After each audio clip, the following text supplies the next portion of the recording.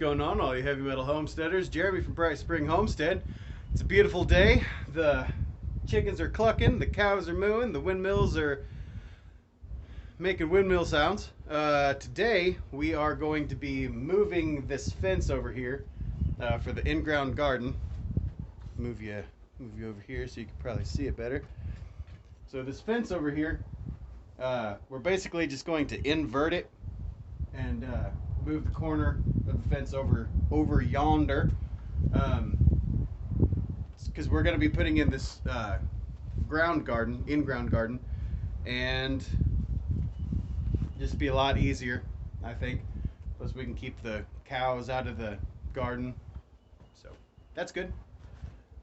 So I guess without further ado, let's get to work. Let me show you the tools that I'm going to be using and give you a little rundown, and then we'll start. First, what you're going to need is a fence stretcher.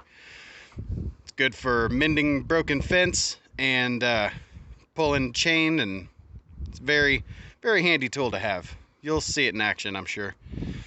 Then I always like to have a good set of lineman's pliers. These are pretty heavy duty ones, if I do say so myself.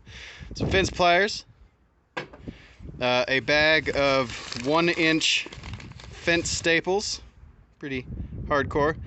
They don't necessarily keep the fence from pulling out, but it keeps from, lateral movement.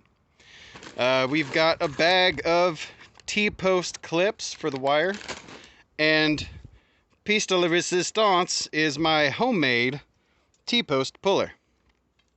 Basically, the T-post goes in here, and you use lever, and it just pulls it straight out of the ground. I've used it a few times, and it works great. So, let's get to work.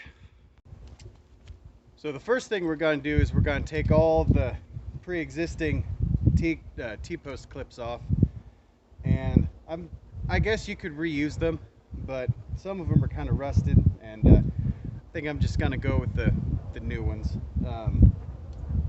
So we'll just take our handy dandy lineman's, or not lineman's pliers, the fence pliers, and somebody had a little solar light hooked up here. Let's put that there. Then I'm going to try a couple different methods of getting it off. One, take it, pull this clip around, take it off like so, but not really hard. There's just a bunch of different ways you can do it. I'm gonna see if I can strongman it off with the hook. Doesn't seem as promising. I think I like this way. So we'll just do it like that, and we've got to take off all of them. It's gonna be fun.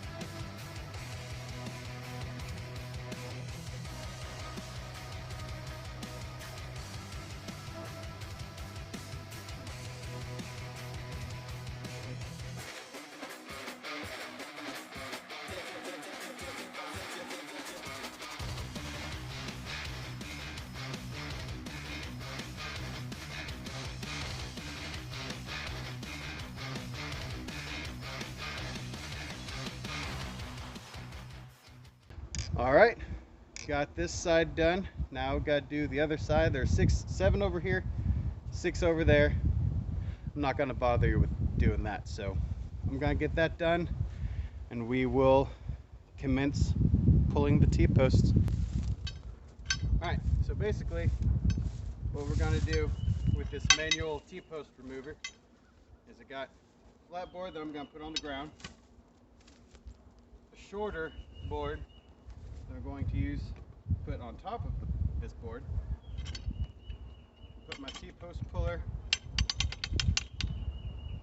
down in front of there, shut the wife's greenhouse. So we got our flat board on the ground, leverage board on the other board to disperse the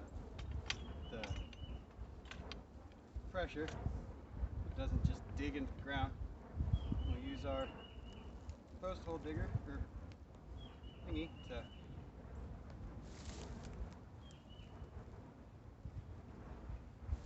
not too far away, bending my pole.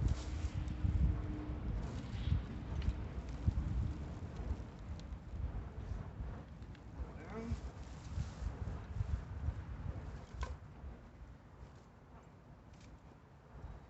This fence in the way is making kind of a pain in the butt, but there you have it.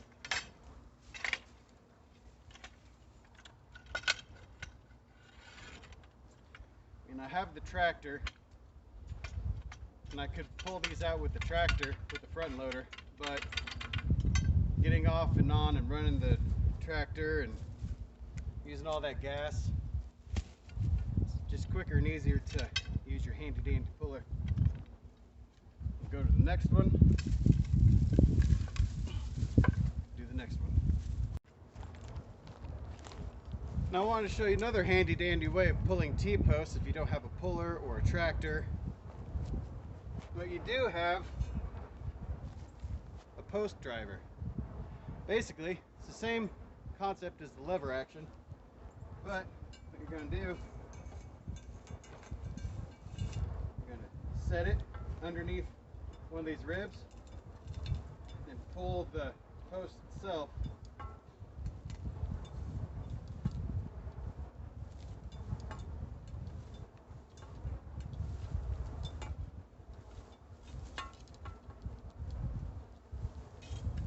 and pull it right up out of the ground. And honestly, I might go ahead and do it like this on the rest of them, because until I modify my my puller, the board system's kind of a pain in the butt. So I'll definitely be going back to that system, but I think I'm gonna do a stationary pivot instead of having to try to wrestle two boards. But you know, trial and error. Let's keep going.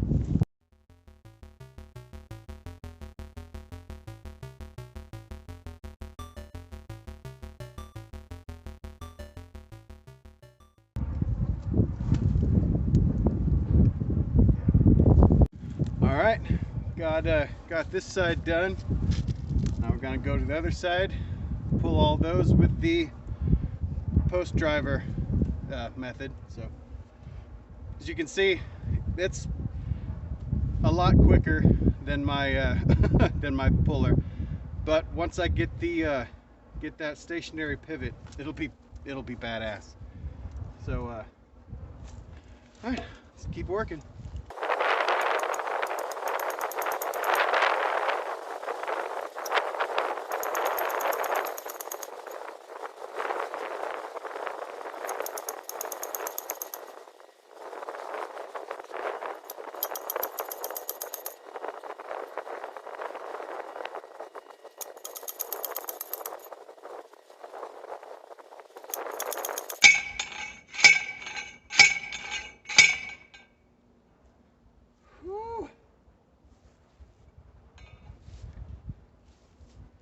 Boy, I'm out of shape. So we got one row done. I don't know if you guys noticed, but those went in real easy, barring my labored breathing. if you don't live in Missouri or someplace that grows rocks like we do, then that was pretty freaking sweet. I don't think I hit a single rock. Just like when I dug this post hole, 8 inches wide by 3.5 feet deep, I didn't hit a single rock.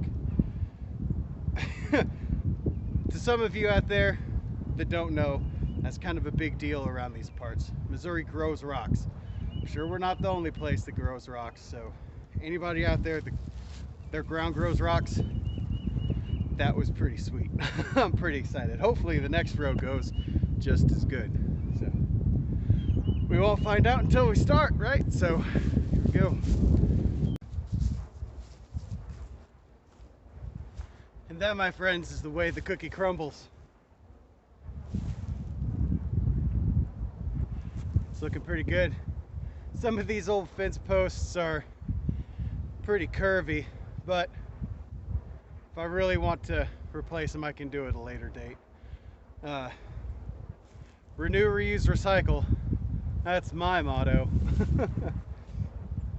All right, well, I'm gonna take a quick break, and next thing is to move all the wire over. So, whew, let's do that. Let's take a break. All right, guys. Well, some time has passed, and I'm finished. Sorry about that. When you've got so much stuff going on all at once, sometimes you forget to hit the record button. I'm not infallible like many people think, but it happens. Isn't that right, Mason? Yeah. Even Mason and Layla helped. Isn't that right? Yeah. Without complaining. Without complaining. That's a big deal around here. So basically, you know, like I said, taking this fence wire from over there and just switching places. Same with the east and west. And you know, you wrap one side, twist it, then run it to the other side, twist, wrap it, do all of them. Then I come back with the chain stretcher, the fence stretcher, hook it around the post in the fence, and you ratchet it, get it nice and tight, retwist it, let off the pressure, good to go. Hi, people. Went from bottom up, or tensioned it from top to bottom, and then when you get to the bottom, you'll see the top one has a little bit of slack, so you'll just take that out a little bit. But they're all pretty consistent, so I think it'll keep the cows out. Our cows aren't especially, you know, they're not, what are they? They're not escape artists. That's right. They're not prisoners. They're not stupid. They're not prisoners, but we don't want them to leave. I don't know what the difference would be, but yeah. So this is done. Oh, okay. For those of you that have put up fences like this before and have used the T-post ties for barbed wire and smooth wire and whatnot, not T-pose, T-post. Silly kids. Anyway, the clips that they usually used to get when you're doing T-posts, check these out. All right, this is the Lockjaw's spring clip. This thing is freaking sweet. I've put up a lot of fences and used those old school ties, but these take the cake.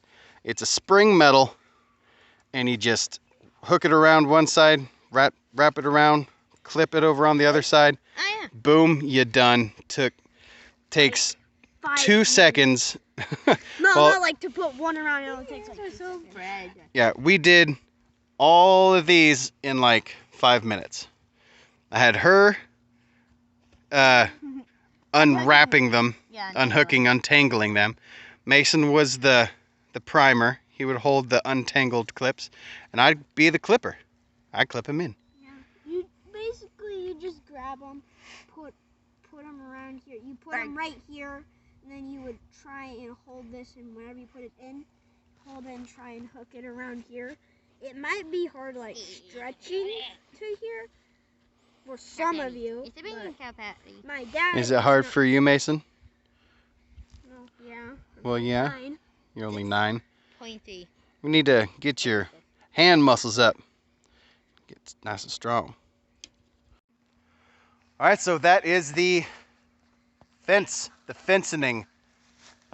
Ooh, look at that pretty. How am I gonna be able to see me? You gonna be able to see me? You gonna be able to see me? No? Okay, that's fine. All right, so we got the fence done.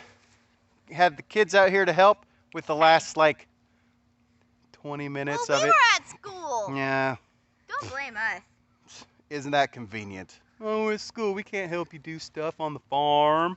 We had to learn stuff. Okay. Learn math. All right, so thanks for watching. Don't forget to. Touching me.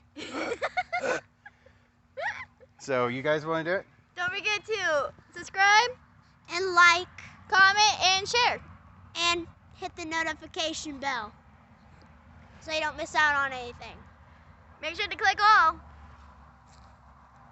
You heard it there, folks. Do all that stuff, and we'll catch you on the next video. Bye. Stay heavy metal, homesteaders. Boo!